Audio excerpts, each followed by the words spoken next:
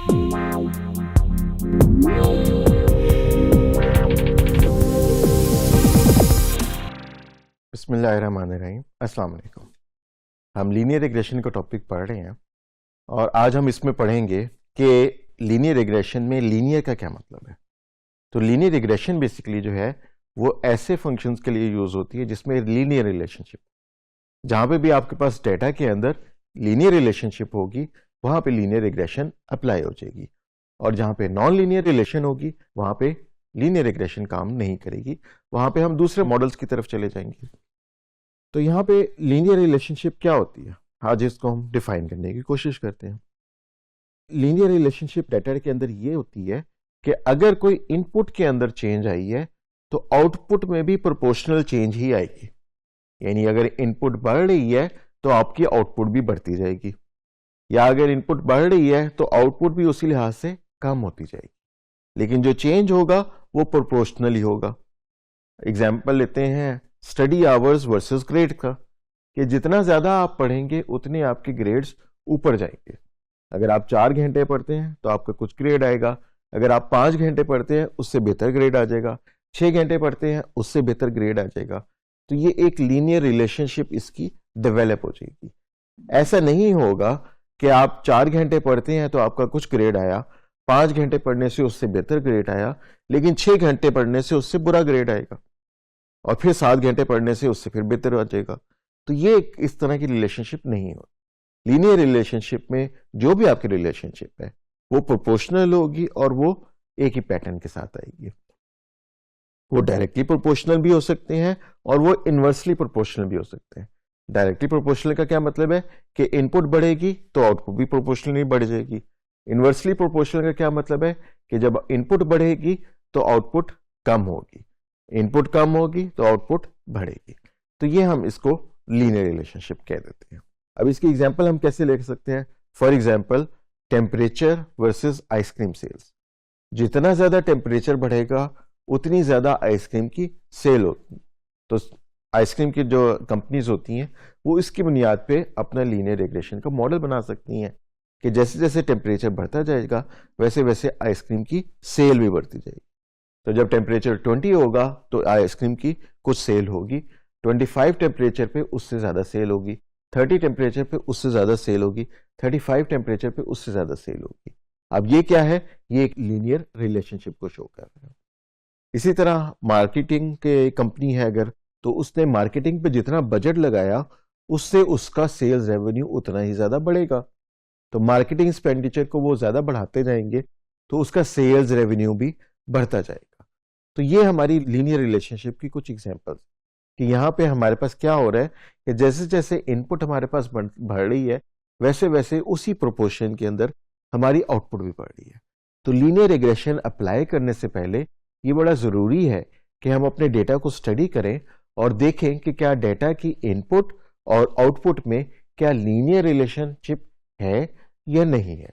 अगर हम ये स्टेब्लिश कर लेते हैं कि इनपुट और आउटपुट में लीनियर रिलेशनशिप है तो वहां पे हम लीनियर रिग्रेशन अप्लाई कर सकते हैं। और अगर लीनियर रिलेशनशिप नहीं एस्टेब्लिश होती इनपुट और आउटपुट के दरमियान तो वहां पे हम लीनियर रिग्रेशन नहीं अप्लाई कर सकेंगे।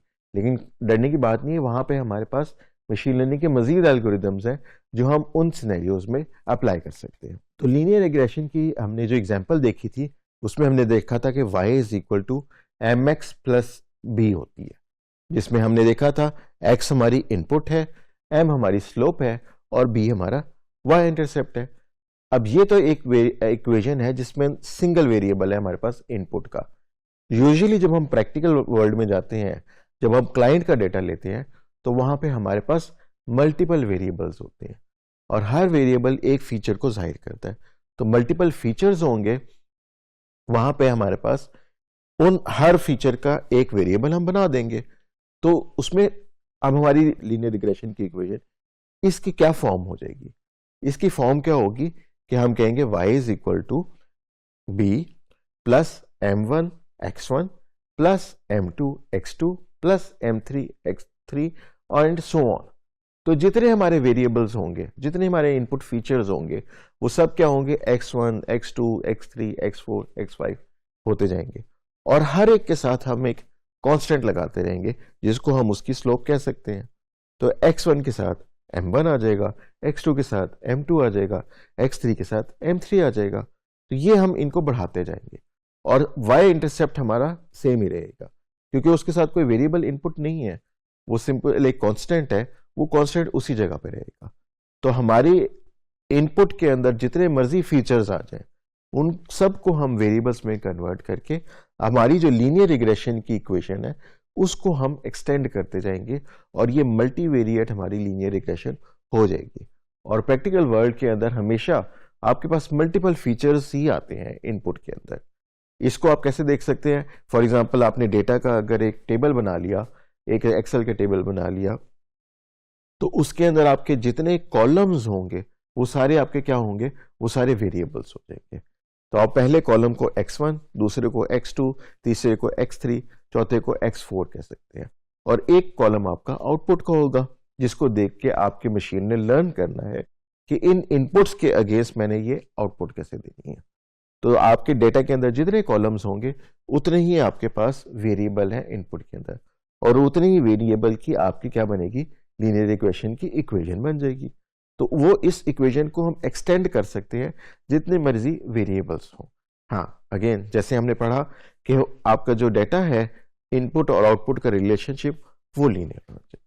तो इस टॉपिक के अंदर हमने क्या पढ़ा? इस टॉपिक में हमने ये पढ़ा कि हमारी लीनियर रिग्रेशन जो है वो उन सिनेरियोज पे आती है जहां पे डेटा हमारा जो है उसके दरमियान लीनियर रिलेशनशिप हो।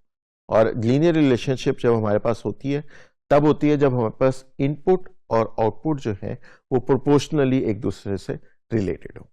तो इन केसेस के अंदर हम लीनियर रिग्रेशन अप्लाई कर सकते हैं और लीनियर रिग्रेशन में बहुत सारे वेरिएबल्स आ सकते हैं। आपके तमाम फीचर्स जो हैं वो वेरिएबल्स बन जाएंगे और वो इस इक्वेशन में फिट हो जाएंगे।